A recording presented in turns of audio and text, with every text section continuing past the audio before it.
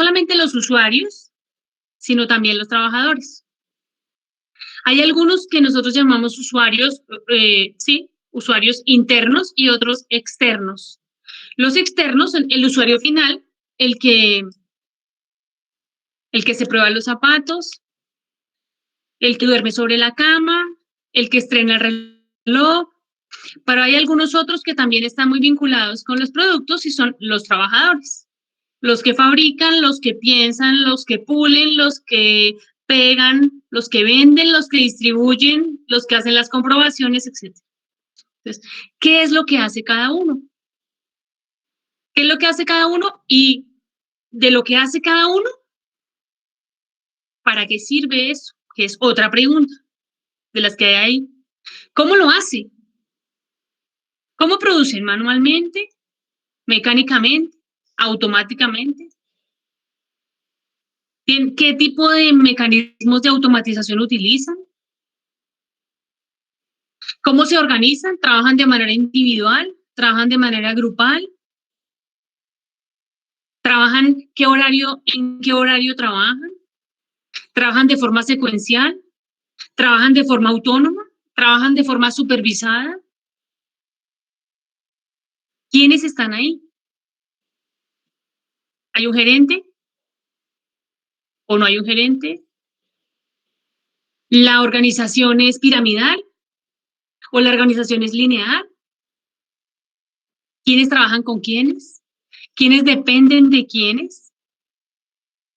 ¿Quiénes organizan el trabajo? ¿Quiénes ejecutan el trabajo? ¿Quiénes supervisan el trabajo? ¿Dónde se hace? ¿Dónde se hace el trabajo de supervisión? ¿Dónde se hace el trabajo de diseño? ¿Dónde se hace el trabajo de fabricación? ¿Dónde se hace el trabajo de control de calidad? ¿Cómo son esos espacios?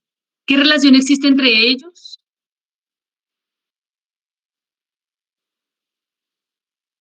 El para qué de la organización de los equipos de trabajo, el para qué de la utilización de los insumos y las materias primas, muchos para qué y muchos por qué. ¿Por qué trabajan de forma manual todavía? ¿Sí? ¿Por qué eh, solamente trabajan con telas naturales? ¿Por qué se demoran tanto tiempo en entregar, por ejemplo? ¿Por qué en los acabados utilizan estas pinturas y no otras? ¿Con quién trabajan? ¿Con quiénes adentro y con quiénes afuera? No es que trabajamos con algunas otras empresas de La Guajira que nos proveen algunas telas tejidas por las mujeres madres cabezas de familia de la comunidad guayú del Cabo de la Vela. Ese es un con quién. El otro con quién es, con quién aprenden, con quién trabajo yo al lado mío, ¿de acuerdo? Con quiénes trabajo con mis 4 compañeros del TPI, pero también trabajo con el profe mentor, pero también trabajo con los profes de diseño, pero también trabajo con el profe Alfonso, que es nuestro coordinador general, pero también trabajo con Camila Raigoso, que es la coordinadora de la gestión y de la logística de todo este tema, pero también trabajamos con David Posada, que es el que coordina nuestro grupo. Hay muchos con quienes que son distintos, que cumplen una función distinta dentro de nuestro proyecto, todas funciones importantes, que en algún momento los quienes se cruzan para el cumplimiento de unos objetivos. Los proyectos deben tener desde el inicio algunas partes que conforman su estructura, su columna vertebral. Se los dije el otro día en las retroalimentaciones a los estudiantes de TPI, y debe haber un título, una justificación, y ahí en la justificación la ergonomía cumple un papel muy importante. porque la justificación debe estar de manera transversal el bienestar de las personas, la que sea. La mamá cabeza de familia, el abuelo, los abuelos que les dio el COVID en un hogar geriátrico del Estado, los niños que pertenecen al jardín infantil de la Universidad Nacional, etc. ¿Vale? No sé si escribieron algo, no lo vi porque estaba con el... ¿Sabes qué puedo venir con problema? Que no puedo venir. Una pregunta, profe. Dime. Ese bienestar, Señor. el bienestar que comentas, ¿cómo estaría, o sea, cómo lo abordaría uno expresado en términos, digamos, cuando uno está planteando por ejemplo, la pregunta problema o una... ¿Cuál es tu proyecto, Brian? El mío es un proyecto acerca de desperdicio, reducción de los desperdicios de alimentos. Desechos, reducción de desechos. ¿En dónde están esos desechos? ¿En los restaurantes? ¿En las casas? ¿En dónde están? En plaza de mercado. Nos enfocamos en una plaza de mercado. Listo. De frutas y verduras. Entonces, listo. Entonces nos preguntamos quiénes son las personas que están cerca de la plaza de mercado. Los que traen las frutas, los que las organizan, los que las venden, los que las compran, las personas que no las compran, pero van a buscar los restos. ¿Tú has ido a la plaza de mercado a hacer trabajo de campo, Brian? Sí, ya hemos hecho encuestas y ya hemos ido a la plaza a hacer como un recopilado de contexto. ¿Has ido a tomar fotos? Sí, pero... ¿Has visto la cantidad de verduras y frutas que están en buen estado y que están en la basura? Sí, exacto. ¿Has visto la cantidad de personas que recogen de esas frutas? Sí. El estado, el buen estado de esas frutas. Yo te voy a contar que desarrollé un proyecto con un estudiante que se llama Kenneth Rodríguez en la plaza de Corabastos hace un año y pico, que tenía la intención de un sistema de aprovechamiento para eso que tú me estás diciendo, pero de trabajo de grano, en donde interviene ¿cómo se llama esta fundación? Hay una fundación que recupera en Corabastos, que recupera alimentos que están en buenas condiciones, que es una cosa católica, averíguatelo. Y tomamos de ahí, de la basura. Tomamos de ahí de la basura cosas para llevarnos a la casa.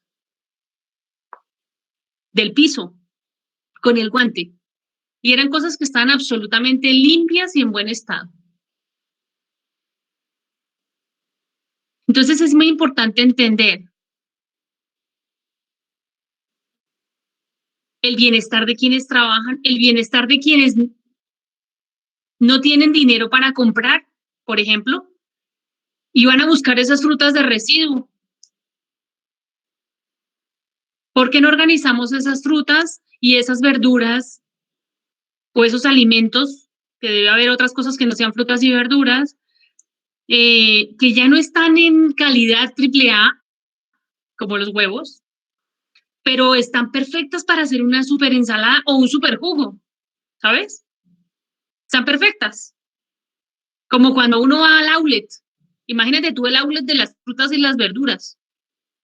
Que a veces uno va a un outlet de las Américas y esto por esta camiseta, porque está acá. No, porque tiene un defecto. Y te demoras media hora encontrando el defecto. Pues en los alimentos sucede eso también. Y dentro del concepto de bienestar de tu proyecto debería estar el concepto de soberanía alimentaria. Apúntate, Brian. Exacto, profe, ese era el dato que... Todos debemos tener el derecho a alimentarnos. Exacto, en buenas condiciones. Se supone que ese enfoque del bienestar debe estar enfocado en buscar una palabra que involucre a los afectados directamente y no necesariamente, digamos, por lo menos cuando uno dice reducción de pérdidas, ahí no estoy necesariamente involucrando a los afectados, ¿cierto? Lo estoy involucrando cuando digo soberanía alimentaria, ¿cierto?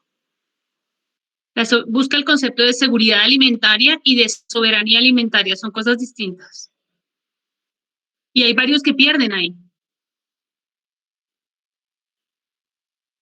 Porque se están perdiendo alimentos que además podrían formar parte de no solamente de lo que las personas comen, aquellos que no tienen tanto dinero, sino incluso de los dueños de los locales de la plaza. ¿Qué criterios de clasificación tiene la comida? ¿En qué momento se decide que la comida se desecha? Habla con el dueño de las bodegas, habla con el dueño del puesto. Quédate un día completo en Curabastos, a ver qué pasa. Si sí, quieres profe, conversamos algún día sobre tu proyecto. Eso más o menos hemos hecho, profe, tenemos como unas entrevistas grabadas en los días que ya hemos ido, digamos que hemos ido casi por un buen periodo de horas. Y sí, esa parte, digamos, es muy reflexiva porque es cierto, o sea, ese tipo, digamos, lo que dices por lo menos de cómo deciden cuándo la fruta debe botarse, porque realmente ya no me la van a comprar o no la puedo comercializar. Eso sí. Una cosa es que no me la compren, una cosa es que no me la compren para vender en Carulla, y otra cosa es que no sirva. Exacto. Porque unas son las unas son las rosas que nosotros vendemos de exportación, y otras son las rosas que nos quedamos en el mercado nacional, y otras distintas son las rosas que se venden en el semáforo. ¿Listo? Y se pueden consumir todas. Lo que pasa es que se consumen en diferentes escenarios y se venden a diferentes precios y se aprovechan de diferente manera. Si quieres, nos hacemos una cita para conversar con tus compañeros. Sí, profe, bueno, podría ser, ya te envié un correo, pero gracias por la ilustración, me sirve harto para seguir como complementando la infografía que ya tenemos. Bueno, es importante entender, gracias Brian, con qué trabajan las personas. Si trabajan con herramientas manuales, si trabajan con máquinas, si trabajan con electricidad, con qué tipo de energía trabajan. Profe, una pregunta. Entonces, señora. Es que, bueno, en nuestro proyecto es básicamente la creación de un sistema de ventilación para la disminución de contagio por enfermedades que se da el contagio por vía aérea. Pero en ese caso la ergonomía organizacional es más como para la forma en la que trabaja una empresa y no tanto para un aparato, o nosotros cómo podríamos verla. Debes entender el sistema en el que el lugar en donde se contagian las personas. ¿Me estás hablando de un hospital? ¿Me estás hablando de una empresa? ¿Me estás hablando de una fábrica? ¿Me estás hablando de Teletón, que es un lugar de rehabilitación? ¿Me estás hablando de un lugar de cuidado intermedio donde las personas están recuperándose o en tránsito hacia la muerte? No, pues nosotros lo enfocamos más que todo a oficinas y a salones de clase. Entonces, ¿dónde debes analizar?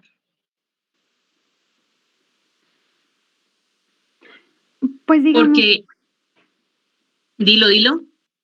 O sea, es que me causa curiosidad porque es algo que todo el tiempo está cambiando. Por ejemplo, en un salón de clase no siempre van a estar las mismas personas.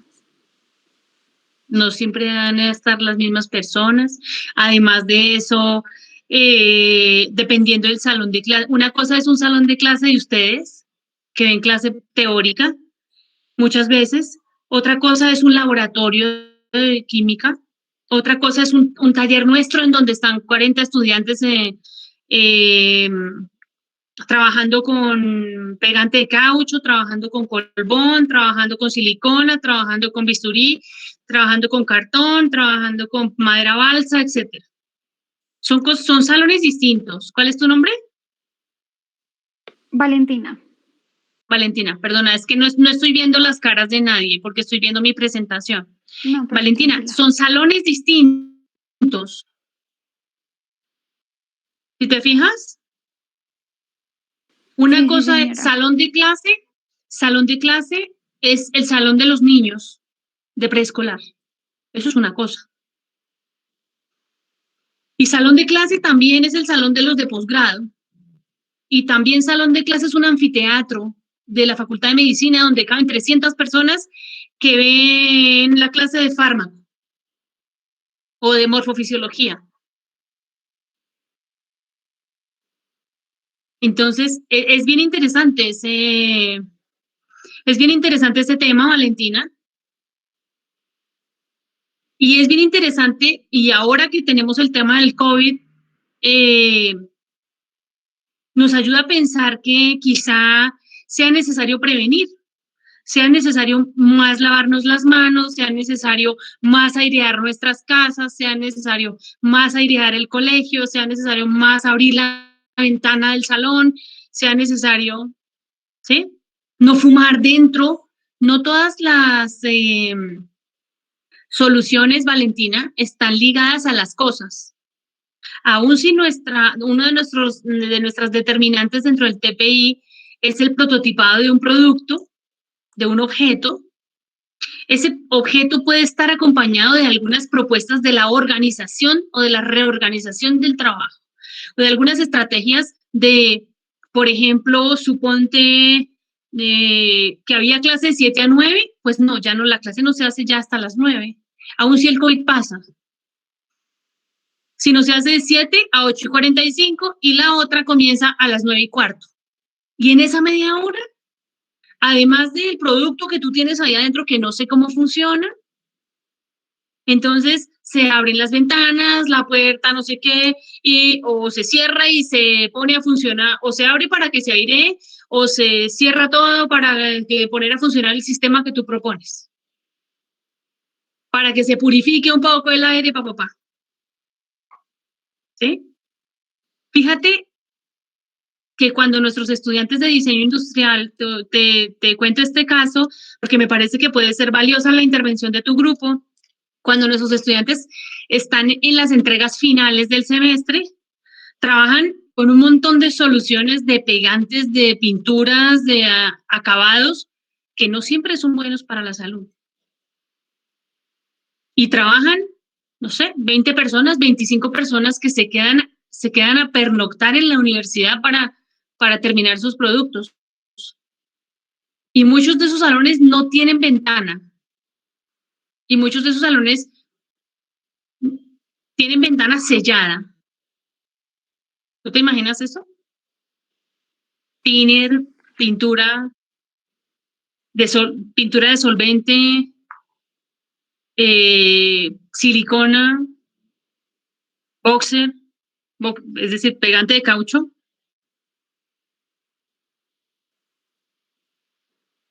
¿Entiendes? Y además fuman ahí adentro. Entonces tú imagínate esa mezcla.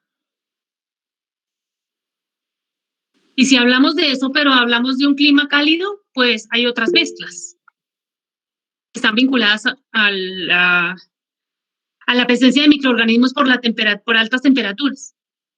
Entonces hay que entender, para responderte un poco, Valentina, hay que entender la organización desde el dónde, quién, cuándo, cómo, tal. Muy bien. Por eso, en las sugerencias que les hace el profe Alfonso en el abordaje del proyecto que nos las mencionó el primer día, estaba, dedíquese al problema. Escudriñe en el problema. Meta los dedos ahí, como si estuvieras desmenuzando una pechuga de pollo. A ver cómo se comporta el hueso, cómo se comporta la pielecita, cómo se comporta el cartílago, ¿vale? Hay que escudriñar mucho y además tomar la decisión de salón de clase es un genérico. Trabajar en clima cálido, esto es un genérico. Porque los trabajadores del Cerrejón que hacen extracción de carbón a cielo abierto son unos. Y otros hacen extracción de carbón en socavón, o sea, en mina de adentro. y otros trabajan en Barranca Bermeja en un pozo petrolero y todos trabajan en calor.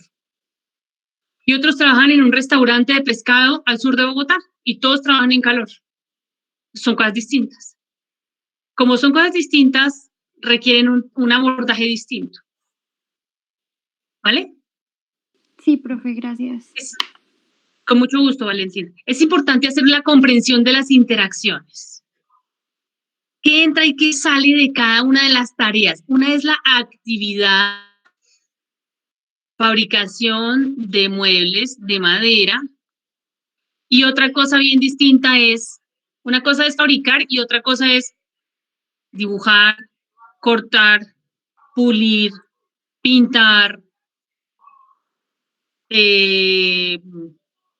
después de pintar, esperar que se seque, ¿sí? Y colocarle algunos otros acabados.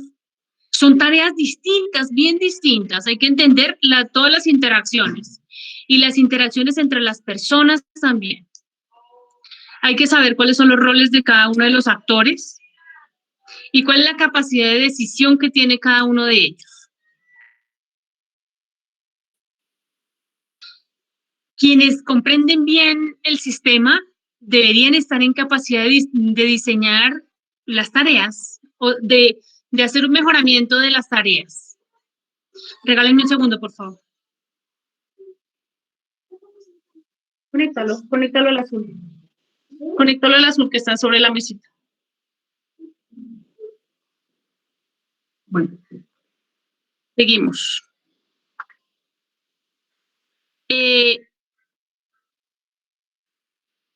Hay que ver cómo están conformados los equipos de trabajo y de qué manera participa cada uno de los actores. La segunda parte nos habla de la parte cognitiva, es decir, de la información. La información que entra y sale durante todas las partes del proceso. La información que viene de las personas, la información que viene de los objetos, la información que nosotros introducimos en los objetos, la intención que tenemos cuando metemos esa información y la intención que el otro recibe. ¿Sí? ¿Ustedes han tenido problemas de comunicación con las personas? Eso que yo te dije, Valentina, realmente no te lo quería decir, discúlpame. Valentina está furiosa conmigo, porque ella pensó que yo le quería decir algo que yo no le quería decir, por el WhatsApp, claro. Entonces, la ergonomía cognitiva nos habla de todo lo que tiene que ver con la comunicación, con el estímulo, ¿sí? Con el estímulo, con la manera de decodificar ese mensaje. ¿Qué fue lo que pensó Valentina que la hizo imaginar que yo le quería decir ese mensaje que yo no le quería decir? Y por otro lado, la reacción que ella tiene. ¿Listo? Dentro de las tareas humanas hay muchos procesos comunicativos. La información que está en la bolsa del arroz, la información que está en los medicamentos. Por ejemplo, nuestros medicamentos vienen mayoritariamente sin prospecto. Estamos en un país en el que extrañamente el tema de los fármacos, iba a decir de las drogas, pero es una cosa distinta, de los fármacos no es tan controlado. Cualquier cosa se vende en la farmacia en la esquina, de cualquier manera, sin fórmula, con fórmula. Y además el que trabaja en la farmacia no es farmacéutico necesariamente.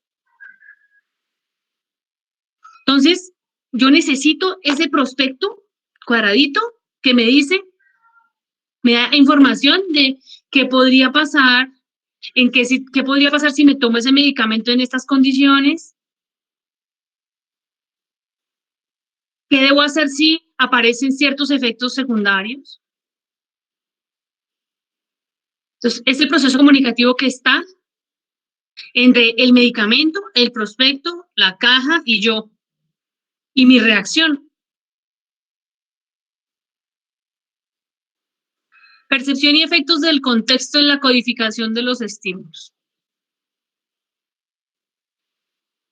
Quienes han estudiado fuera del país, en otros lugares, sobre todo distantes, o por qué no decirlo, incluso de habla hispana también, pero con diferentes significados de las palabras, sabemos que la codificación es bien distinta. En la ergonomía cognitiva nos habla de la toma de las decisiones también. Analiza los errores humanos y cuáles de esos errores humanos están cercanos del diseño de las tareas. Las personas no se equivocan porque quieren. ¿Sí? Las personas se equivocan porque han estado mucho tiempo trabajando, las personas se equivocan porque llevan muchos días en un mismo turno, las personas se equivocan porque están preocupadas, las personas se equivocan porque tienen un trabajo complejo, las personas se equivocan porque están preocupadas en el trabajo por cosas de la casa o viceversa. Las personas se equivocan porque no tienen suficiente información sobre las tareas que tienen que desarrollar. Los errores humanos se dan por muchas cosas y a veces los errores humanos pueden traer consecuencias nefastas. Entonces la ergonomía cognitiva debe estar ahí muy cerquita para entender y para proponer por qué razón una vitamina K, ojo, una ampolleta de vitamina K no tendría por qué parecerse a una ampolleta de insulina, porque son cosas bien distintas. Les estoy hablando y no tengo mucho tiempo para contarles una anécdota que sucedió hace tiempo en la clínica Medri, en donde confunden una ampolleta de una cosa y aplican otra. Y el desenlace es fatal en una niña de 8 meses. Entonces, la parte cognitiva analiza toda la información, la que entra, la que sale, el formato, el color, la forma, la textura, el acabado, etcétera, etcétera. La ergonomía cognitiva me lleva a, como ergónomo, a analizar las condiciones de memoria de las personas. ¿Hasta cuándo se acuerda? ¿Qué necesito que aprenda? ¿Cómo se encajan las piezas? ¿Cómo se enroscan las piezas? La secuencia de los colores, etc. Y cómo yo, a partir del diseño de los productos, le proporciono a las personas alternativas para la resolución de problemas, para que ellos mismos solucionen sus problemas, para que ellos mismos armen y desarmen, pero para que ellos mismos, a partir del raciocinio que va combinado con lo que el objeto dice, el objeto te habla, el objeto te dice por dónde agarrarlo, el objeto te dice en dónde se apaga y en dónde se enciende. El objeto te dice cómo se enchufa. En el enchufe, en algunos casos, hay una parte que es más ancha que la otra. Y eso tiene una coherencia con la forma que está en el enchufe, que está en la pared.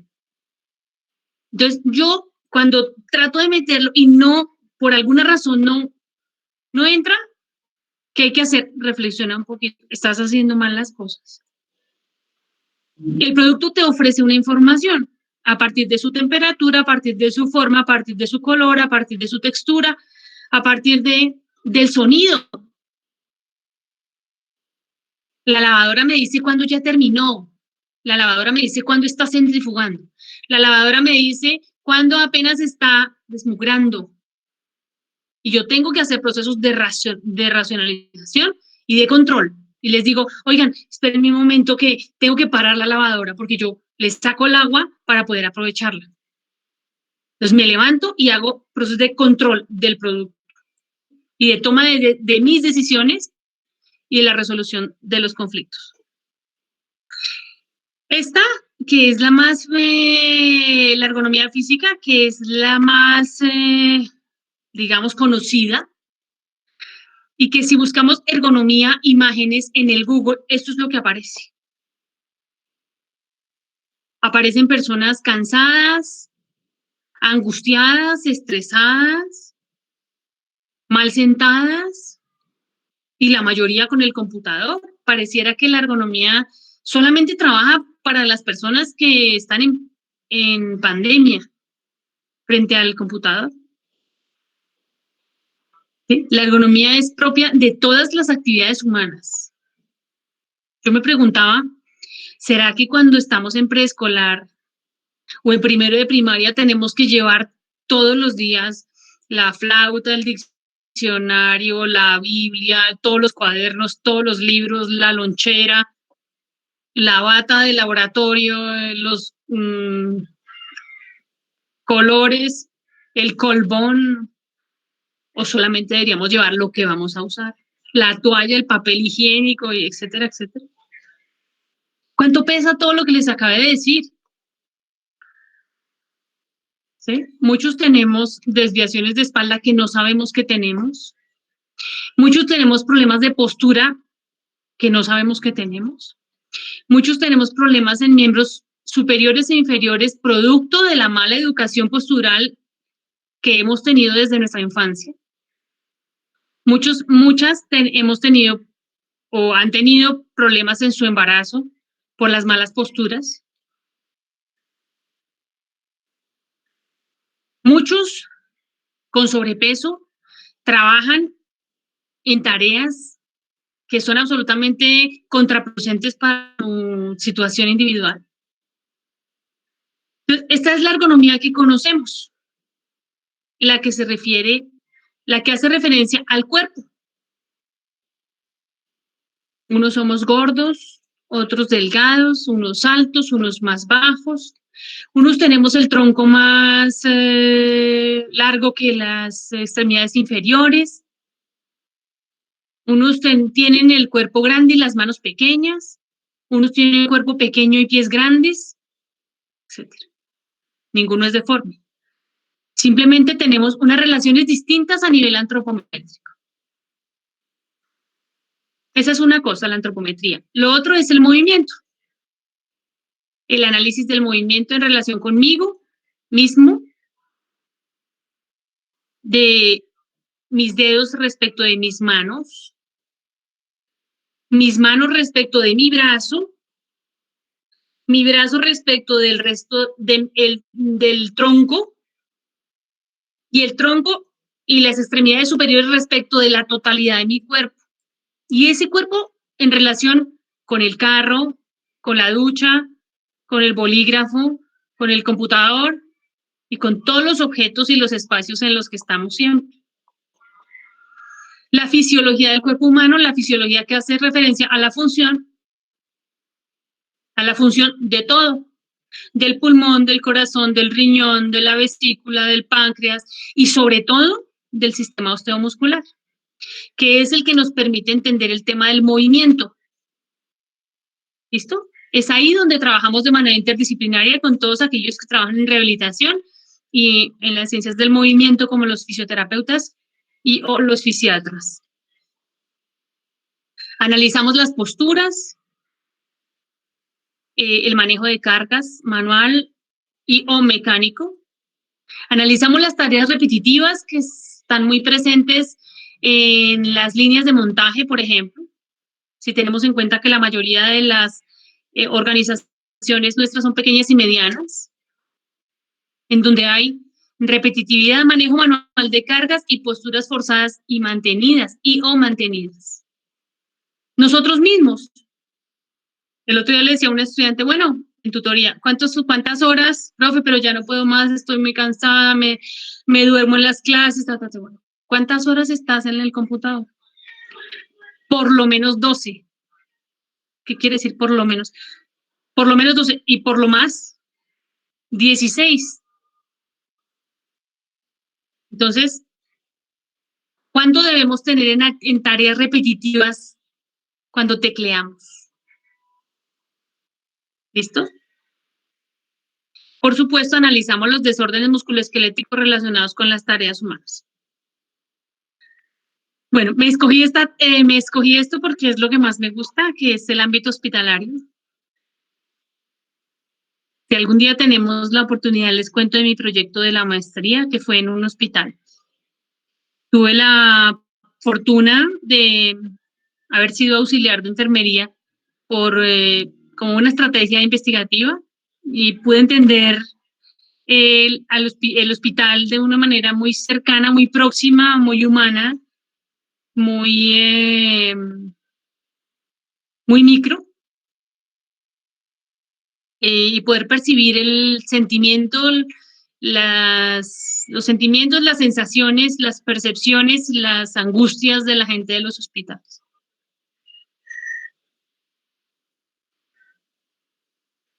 La ergonomía está en todo, en los objetos muy pequeños, como ese corrector de, ¿cómo se llama? El mejoraletra, así se llama, ¿no? Está en productos que están diseñados para niños, pero también están diseñados para quienes cargan a los niños. En productos que nos ayudan a transportar los niños o a que ayudan a que los niños se transporten. En productos pequeños que nos ayudan a llevar los alimentos pequeños a la boca a los niños pequeños.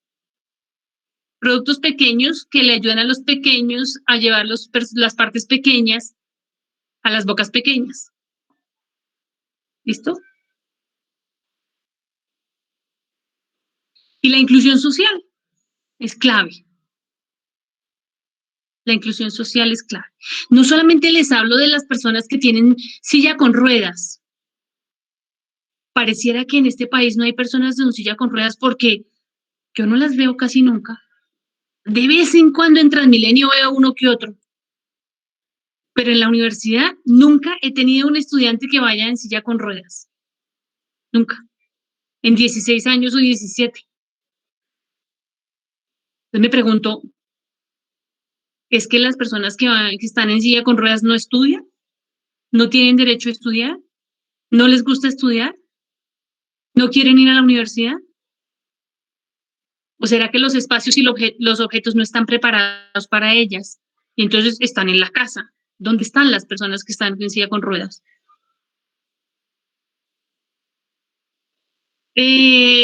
Somos distintos en las necesidades, en las capacidades y en las características, pero debemos ser iguales en las respuestas y en los derechos, en las respuestas que tienen que ver con la calidad de los objetos y de los espacios que utilizamos. Debemos ser iguales en el derecho que tenemos a la equidad, a la igualdad.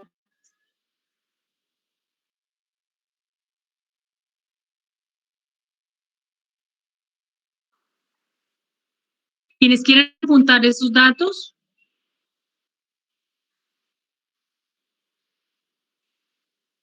vamos a escuchar a Isaac. Isaac Laguna es uno de nuestros mejores estudiantes,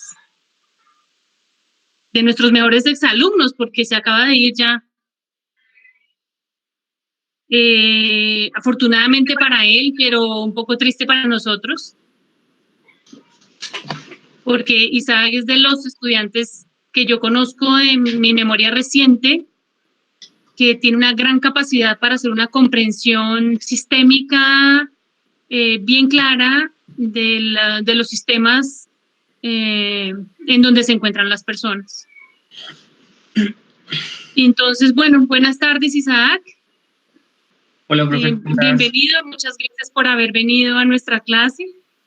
Muchas gracias, profe, por invitarme. Estoy pues muy contento de poder presentarles esta experiencia. Les voy a contar un poco sobre el proceso de desarrollo de mi trabajo de grado y sobre algunos de los como resultados que se encontraron a la luz del tema de la ergonomía. Entonces, les voy a presentar.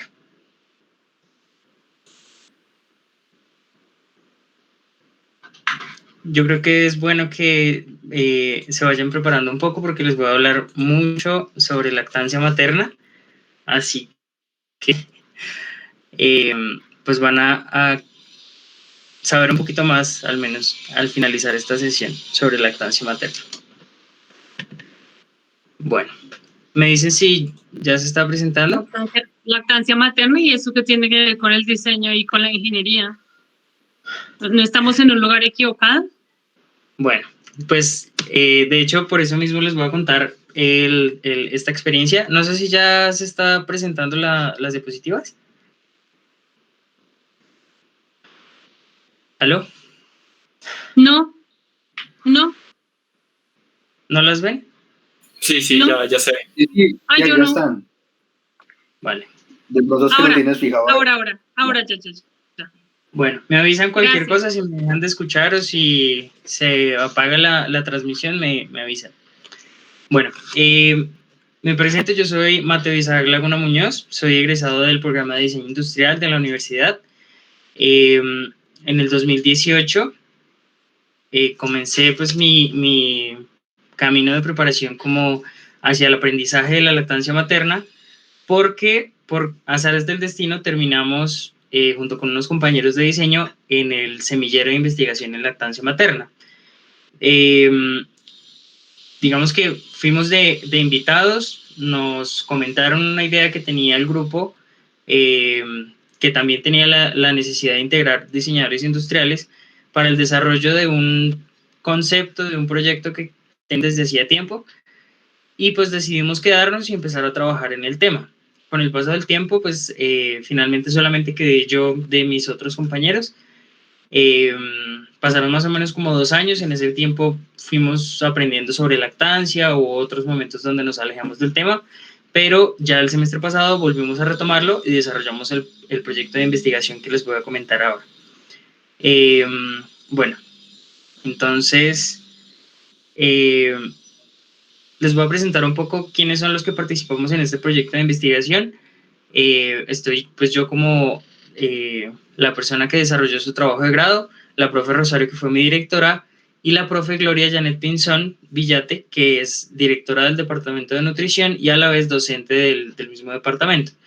Ella es también la coordinadora del semillero de investigación y pues a su vez fue la que, de cierta manera, como la autora intelectual del proyecto y con quien hemos trabajado todo este tema. El proyecto de trabajo de grado se llamó Diseño de una herramienta pedagógica de promoción de la lactancia materna para la Consejería en Lactancia, y el proyecto está inmerso en un proyecto de investigación que se formuló y que se presentó a una convocatoria de apoyo y financiación que se llama Uso de un modelo anatómico como apoyo a la madre y su familia en la práctica de la lactancia materna. Entonces, pues primero me habían dicho que habláramos un poco sobre la relación del proyecto con la ergonomía. Entonces, pues voy a hablar un poquito como sobre el tema de la ergonomía, pues ya aplicada al proyecto. Entonces, digamos que podríamos definir la ergonomía. Una de las muchas definiciones que tiene es esta, por ejemplo, que es el estudio de la adaptación de las máquinas, los muebles y los utensilios a las personas que los emplean habitualmente para lograr una mayor comodidad y eficacia, ya sea en su uso, en su compresión o en su resultado. Todos los proyectos que están relacionados con el diseño de productos, de espacios o de experiencias para personas, independientemente del tema que manejan, tienen un componente de ergonomía física, un componente de ergonomía cognitiva y un componente que corresponde a la comprensión del sistema, que va desde lo macro, pasa por lo meso y termina en lo micro, es decir, una parte organizacional. No son enfoques distintos, sino más bien son 3 áreas de profundización que se complementan entre sí para apoyar, digamos, el análisis de estas actividades, de estas máquinas, de estos muebles, o pues del tema que se esté analizando. Bueno, les voy a presentar un poco sobre la información general del proyecto y luego voy a pasar a describir cada una de las áreas de profundización de la ergonomía a la luz pues, de las fases de desarrollo del proyecto. Es decir, como presentando información de cada una de las etapas. Cabe aclarar también que dentro del proyecto se integró la visión sistémica durante el abordaje del proyecto, durante el proceso de fabricación, durante el proceso de implementación de los productos que se obtuvieron como resultado, y durante el uso de los mismos productos a los que se llegó al final del proyecto. Bueno, de manera general, pues lo que les contaba, el proyecto de grado tuvo una duración de 4 meses. Fue elaborado durante el segundo semestre del 2020 y se desarrolló en el marco del proyecto de investigación Uso de un modelo anatómico como apoyo a la madre y su familia en la práctica de la lactancia materna. Este proyecto está inscrito en Hermes, igual lo pueden consultar. Y también fue formulado de manera conjunta entre investigadores del Departamento de Nutrición y de la Escuela de Diseño Industrial. Como fue formulado dentro del semillero de investigación, tuvimos la fortuna de participar con otros 3 estudiantes que nos apoyaron en la parte de, como de la organización de ciertas sesiones de comprobación en escenarios reales, de promoción de la salud y de la implementación del proyecto. También se contó con el acompañamiento de más o menos de 45 sujetos de investigación, entre personal de salud, personal comunitario, madres lactantes y familias lactantes y madres comunitarias de diferentes zonas de Bogotá. ¿Cuál fue la finalidad del proyecto? La finalidad del proyecto consistió en generar una propuesta interdisciplinaria de apoyo a la promoción de la lactancia materna a través de medios pedagógicos que complementan la labor del personal de salud y comunitario, encargado de la consejería en lactancia a madres y familias lactantes. Se desarrollaron 2 componentes de la estrategia, un modelo anatómico didáctico de la glándula mamaria y un juego de mesa que pretende promover la conversación en torno a temas relacionados con la lactancia materna y así combatir el desconocimiento sobre este tema. De manera general, pues podemos ver estas frases que están resaltadas. Entonces, se desarrollaron medios pedagógicos. El objetivo fue desarrollar medios pedagógicos a través del diseño de una estrategia que pudiera promover la conversación y combatir el desconocimiento en torno a la lactancia materna. Bueno, este es un preview, digámoslo así, una previsualización de cómo se organizó la metodología del proyecto de investigación. ¿Sí me están escuchando? ¿Aló? Sí, ahí se oye. Ok. Bueno, esta... perfectamente. Vale, profe, gracias. Una previsualización de la metodología del proyecto de investigación. Normalmente en el campo del diseño industrial nosotros manejamos una metodología que se llama doble diamante, que son estos 2 rombos o diamantes que ven al final, y yo le añadí un tercer rombo al inicio que tiene que ver con el proceso de formalización del proyecto, que también pues, fue un proceso que conllevó una serie de actividades. Normalmente el proceso de investigación y de ideación en el campo del diseño industrial pues se compone de 4 fases: investigación, análisis, ideación e implementación. Y dentro de esas fases hay otras actividades que son iterativas, es decir, que todo el tiempo se están trabajando, se volver a formular, digamos, algo nuevo. Entonces, en esta fase de investigación y análisis, un proceso iterativo viene siendo el generar preguntas y deducir a partir de la respuesta. Entonces, cada vez que se va resolviendo algo, surgen nuevas preguntas y hay que volver a investigar. Nace nuevos resultados a partir de la investigación y a partir de eso pues, se vuelve a analizar y es un proceso reiterativo. En el campo, por ejemplo, de la ideación y la implementación, también es muy normal que los procesos como la comprobación generen otros procesos de ajuste que lleven a otros procesos de comprobación nuevamente. Entonces, además de este proceso, pues se añadió otro diamante que tiene que ver con la planeación y la consolidación del proceso de formalización del proyecto ante la universidad. Bueno, digamos que nosotros, antes de partir del problema, nosotros partimos de una motivación. Es decir, había una motivación del semillero de investigación, habían motivaciones personales que se cruzaban con las motivaciones, por ejemplo, de la misión y visión de la Universidad Nacional, como son contribuir a la sociedad, aportar a la educación, bueno, otras motivaciones que se integraron pues dentro del desarrollo del proyecto y después de eso sí se formuló el problema. Entonces, nosotros durante este proceso de formalización Presentamos el proyecto ante la universidad, el proyecto fue inscrito, nos presentamos a una convocatoria de financiación, tuvimos que planear todo el proyecto, como por ejemplo cuestiones como el tipo de investigación, la definición del problema, la definición de los sujetos de investigación, cuál era el cronograma para los 8 meses, cuáles iban a ser los instrumentos de evaluación, cuáles iban a ser los objetivos, los sujetos de investigación, el presupuesto que íbamos a manejar. Después se pasó por un proceso de aval por comité de ética y finalmente pues nos ganamos la convocatoria de financiación. Bueno, ya teniendo, digamos, formalizado el proyecto, teniendo una motivación, digamos, como en torno a la lactancia y ya además de eso, pues la oportunidad de financiar los procesos iterativos del proceso de diseño, pasamos al problema. En la fase de investigación, pues se generó también una planeación. Cada una de estas fases involucró una planeación distinta. Entonces, en la preparación del proceso de investigación, se estableció que se iba a realizar investigación en fuentes secundarias e investigación en fuentes primarias. La investigación en fuentes secundarias, pues como todos saben, se realiza a través de la revisión de literatura, se buscan documentos, normas, documentos como actualizados, estudios, artículos, en fin. Y también se realizó investigación en fuentes primarias que tenía que ver con entrevistas directas a las madres lactantes y paneles de expertas en lactancia materna, como por ejemplo docentes, personal de secretarías de salud, enfermeras, pediatras, fonoaudiólogas y otros.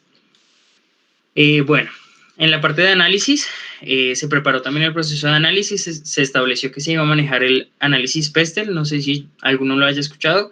Este es un proceso de análisis que se divide en diferentes, digamos, como dimensiones pues, como de la investigación.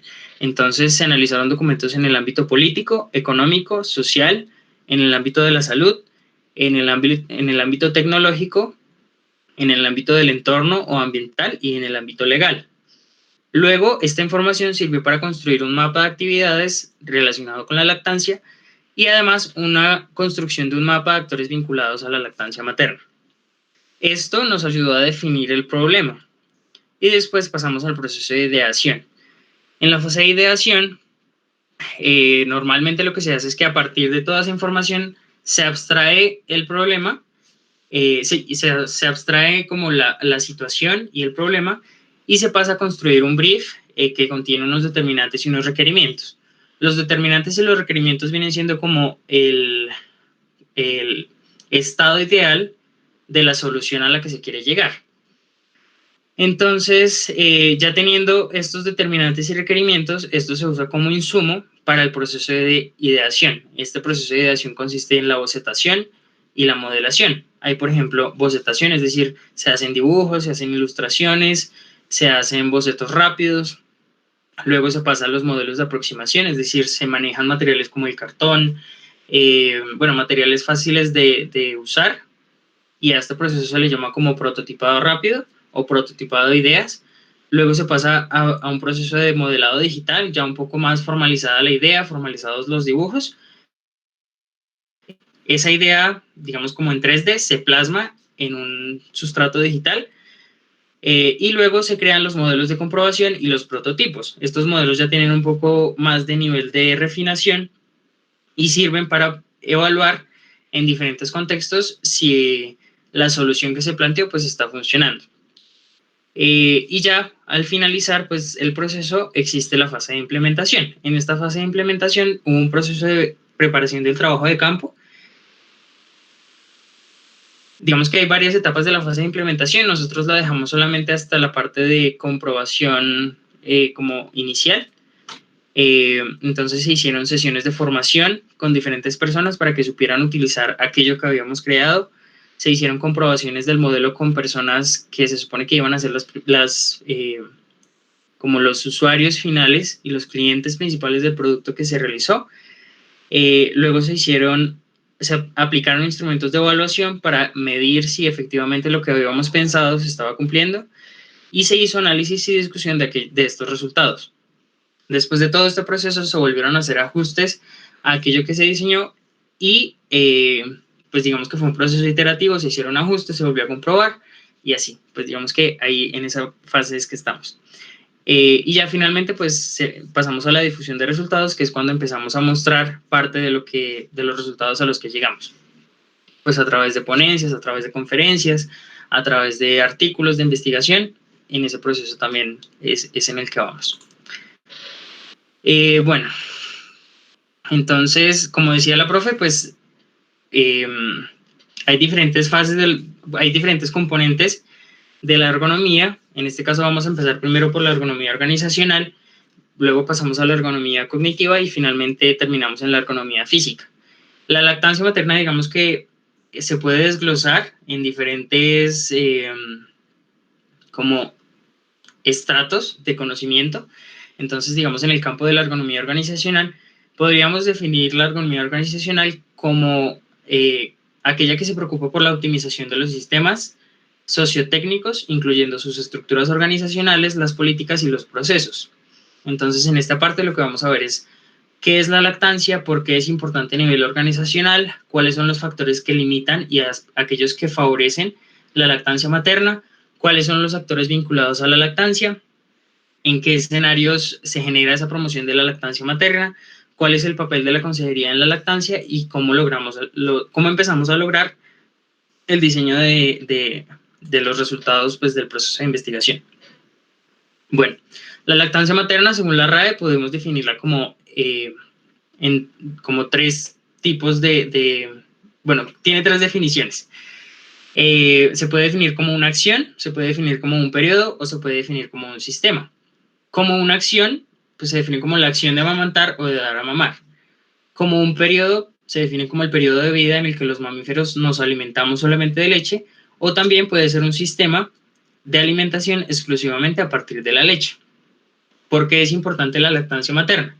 La lactancia materna es fundamental para el sano desarrollo de los niños y trae efectos positivos a corto, mediano y largo plazo, tanto para las madres como para los hijos y las familias. Entre sus ventajas se encuentran que la lactancia promueve el desarrollo de los sistemas metabólicos y enzimáticos de los niños y esto reduce la presencia de alergias, disminuye la incidencia y la gravedad de enfermedades infecciosas y otras alteraciones metabólicas e incluso reduce la muerte prematura. También reduce el riesgo de obesidad, reduce el riesgo de diabetes en la adultez y también genera unos beneficios para la madre, como por ejemplo mejora la salud mental y la salud física, fortalece el vínculo afectivo entre ella y su hijo, ayuda a bajar de peso después del parto, disminuye el riesgo de cáncer de mama y otras enfermedades y también genera un ahorro económico importante para las familias. Ahora, imagínense, por ejemplo, que todos estos beneficios los pueden atribuirse a la lactancia materna y contribuyen a la salud de una sociedad. Todas las familias pueden obtener estos beneficios. Sin embargo, de acuerdo con las cifras de la OMS, la mitad de los bebés inicia la lactancia materna en las primeras horas de nacido, solamente la mitad, y la duración de la lactancia materna se ha venido reduciendo cada vez más, pasando de 6 meses, que es la lactancia materna exclusiva recomendada, a solamente 2 meses. Y también, por otro lado, la lactancia materna solamente prevalece entre el 30 y el 40% de los neonatos. Esto es sumamente preocupante también porque implica que se está privando a los bebés y a las mamás de todos los beneficios de los que habíamos hablado de la lactancia materna. Ahora, imagínense que todos estos beneficios los está perdiendo una sociedad donde solamente el 40% de los bebés lacta y solamente durante 2 meses. Entonces se están perdiendo bastantes beneficios, aumentan los riesgos de padecer enfermedades, tanto de las mamás como de los bebés, y pues al final como que la sociedad no es tan sana como debería ser. Acá lo que podemos ver son los factores limitantes y los aspectos favorecedores de la lactancia materna. Podemos identificar 3 momentos críticos para la lactancia, como son la gestación, el parto y el posparto inmediato y el puerperio.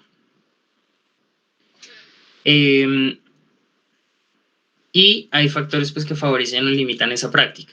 Respecto a los factores limitantes, pues podemos encontrar de manera común la falta de conocimiento, la falta de técnica para la lactancia, la sensación de insuficiente producción de leche materna y además pues a esto se suma, por ejemplo, falta de conocimiento sobre el funcionamiento de la glándula mamaria, falta de acompañamiento de la familia, falta de conocimiento en técnicas y habilidades de consejería del personal de salud, la promoción que es muy salvaje de las leches de fórmula y la incidencia del entorno sobre la creación de los mitos y la adopción de malas prácticas alrededor de la lactancia. Sin embargo, entre los aspectos que favorecen la lactancia materna, pues se encuentra común a todos la educación en lactancia y también se encuentra el apoyo social percibido, que esto incrementa el nivel de confianza de la mujer e influye en la decisión de mantener la lactancia, digamos, pues a lo largo del desarrollo del bebé. Ok, bueno. Ya después de haber hecho la investigación de la que les hablaba de la revisión de literatura, las entrevistas, se logró construir este mapa de actores vinculados a la lactancia. Nosotros le llamamos a esto diagrama de partes interesadas o stakeholders. Entonces se pudo divisar que lo que nosotros queríamos era incursionar dentro de, digamos, dos tipos de actividades, la educación en lactancia materna y la consejería en lactancia. Pero ¿a quiénes íbamos a llegar en ese caso? En el caso de la educación, pues íbamos a llegar, pueden ver, por ejemplo, en la parte de arriba como instituciones y organizaciones y en la parte de abajo personas directamente beneficiadas. Entonces, por ejemplo, en el caso de la educación, podríamos beneficiar a centros de capacitación, hospitales y centros médicos, jardines infantiles, instituciones y fundaciones universitarias, instituciones amigas de la madre, instituciones de salud pública, y en el caso de la consejería, organizaciones sin ánimo de lucro como por ejemplo la Liga de la Leche.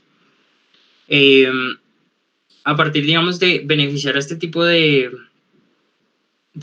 bueno, como estos actores que estaban vinculados y que nosotros podíamos beneficiar a partir de una solución, también podían beneficiar a diferentes personas, como por ejemplo trabajadores sociales, psicólogos, médicos, pediatras, nutricionistas, enfermeros, matronas, parteras, madres expertas, las familias, las madres y pues a la larga los mismos niños y las mismas integrantes de la familia como los abuelos, los tíos y pues todo el núcleo familiar.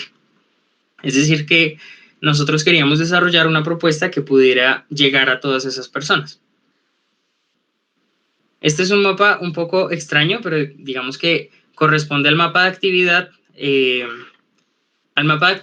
relacionadas con la lactancia, es decir, todas aquellas actividades donde se analizaba o se estudiaba o se como revisaba todo alrededor de la lactancia. Entonces, por ejemplo, vemos que están 3 etapas, por ejemplo, la gestación, el puerperio y el control y desarrollo.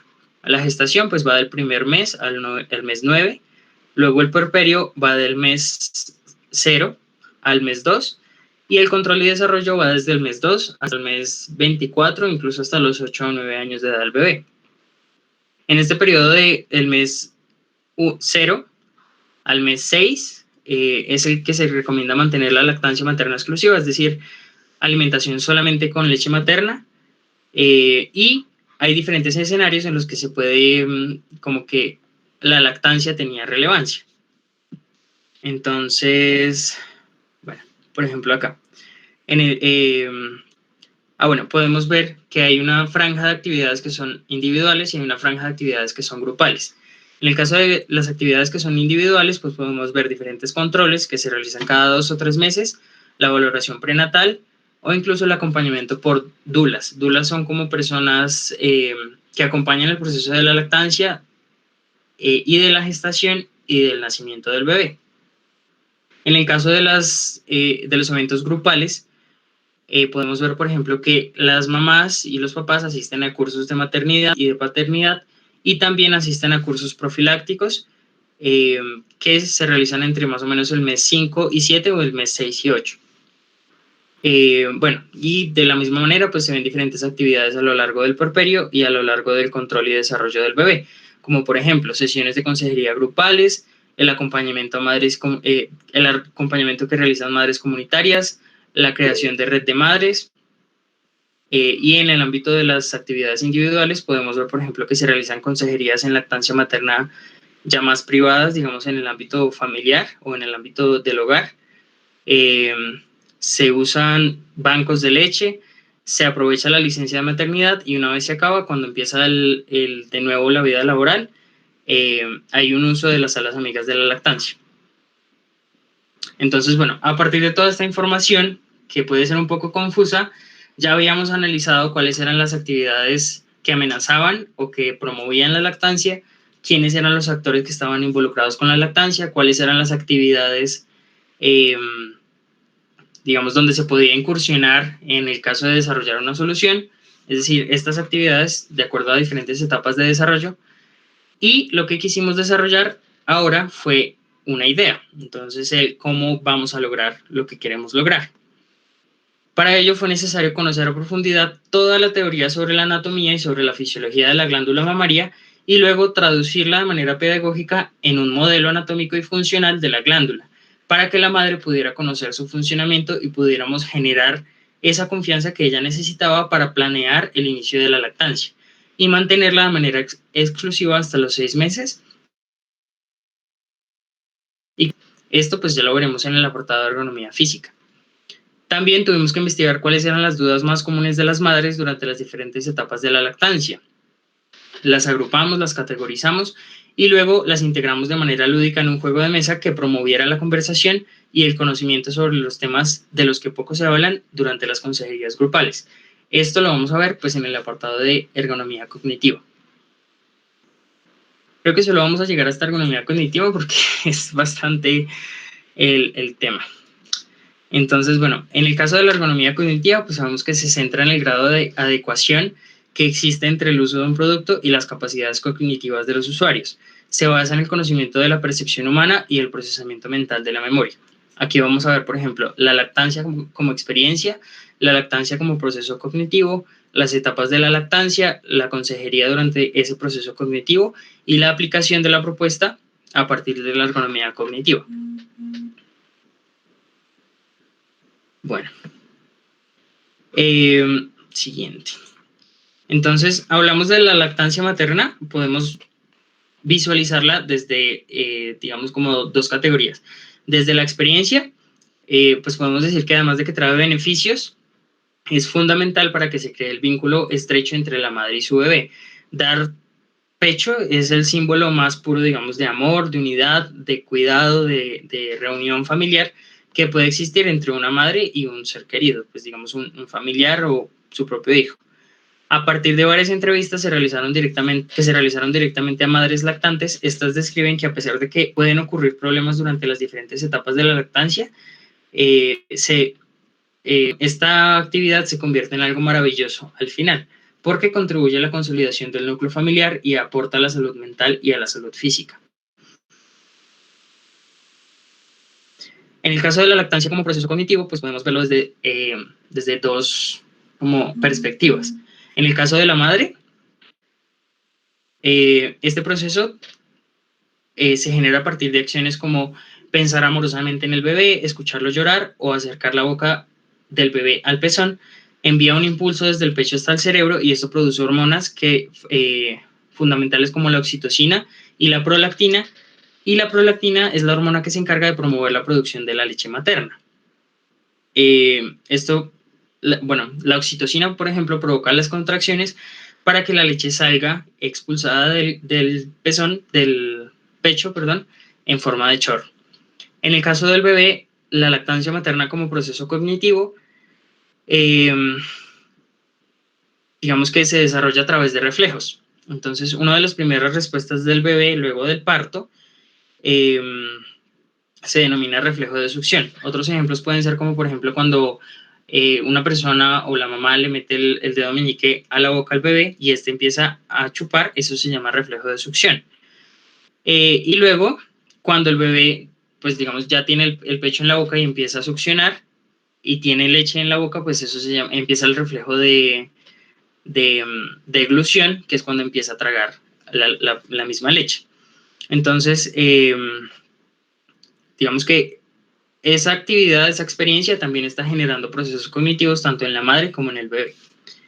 También tenemos que la lactancia tiene pues varias etapas. Habíamos hablado de la gestación, que va más o menos del mes 1 al mes 9 de embarazo, el puerperio, que viene siendo más o menos el mes 1 y 2 de recuperación después del parto, y el desarrollo, que va desde el mes 2 más o menos hasta el mes 24 e incluso más adelante.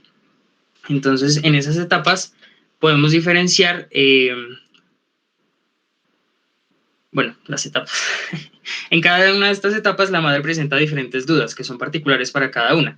Por ejemplo, en la primera etapa se presentan dudas relacionadas con el desconocimiento sobre el proceso y la acción de amamantar, sobre cambios tempranos en sus pechos, sobre la producción de leche antes de tiempo.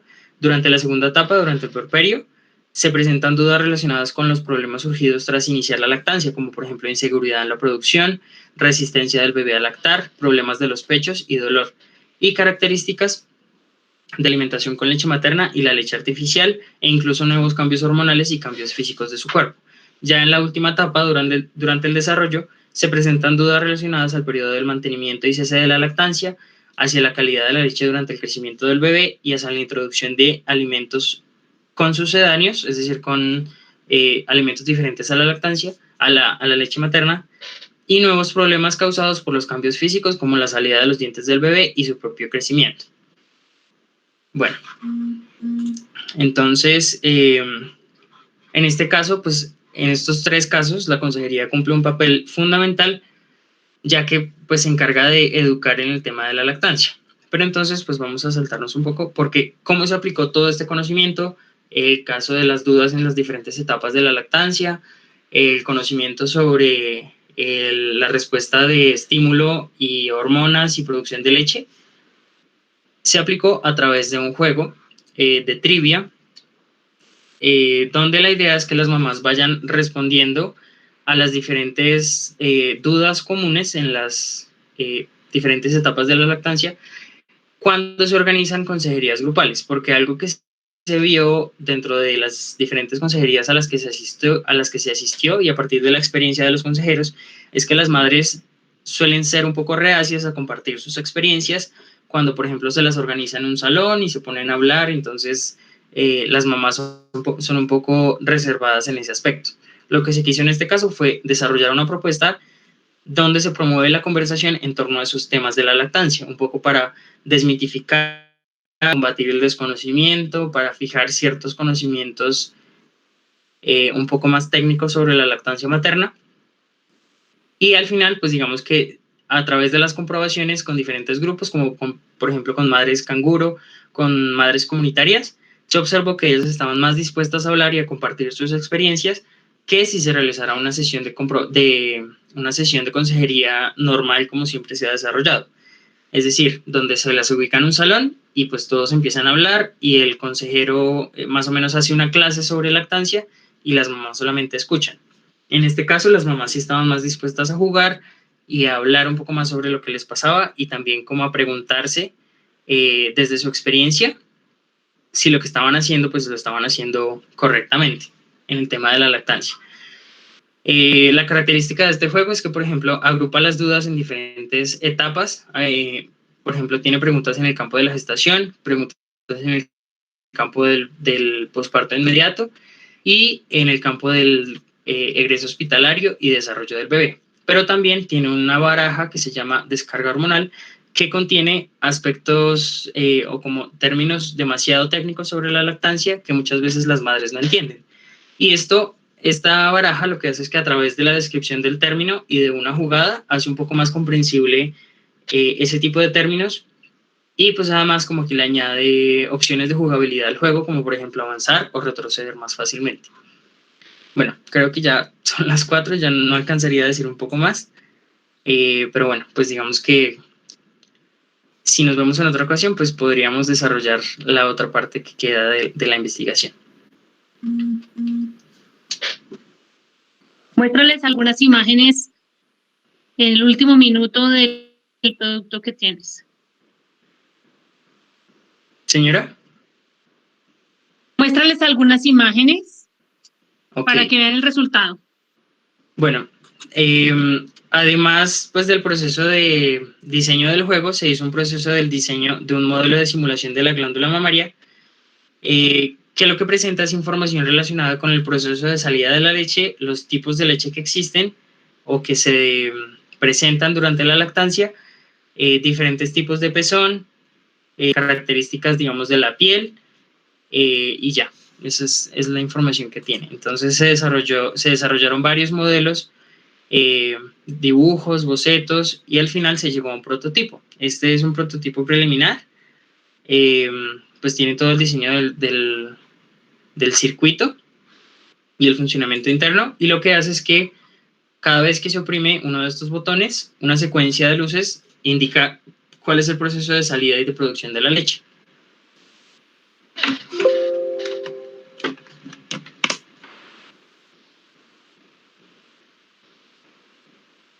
Se te está agotando la batería a ti y al computador. Ya lo conecté.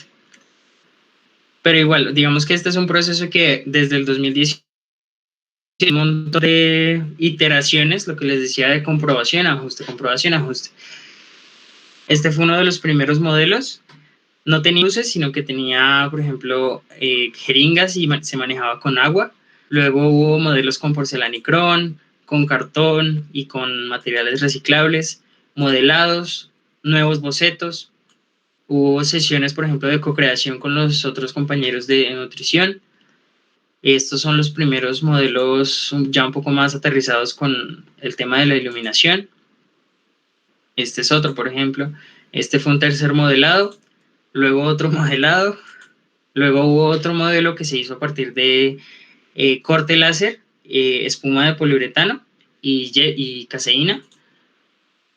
Vamos el diseño del circuito. Esto fue todo un proceso también un poco dispendioso, pero muy fructífero.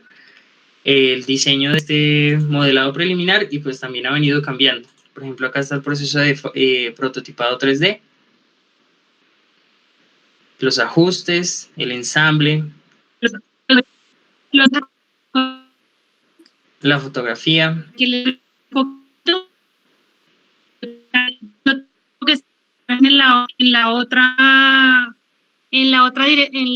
el otro Señora, quizá dime, profe. Que yo los voy a dejar porque tengo que estar en el otro Meet a las 4 en punto. Sí, profe, dale. Entonces, si quieres quedarte con ellos un poquito y terminarles, está bien, yo debo irme a la otra.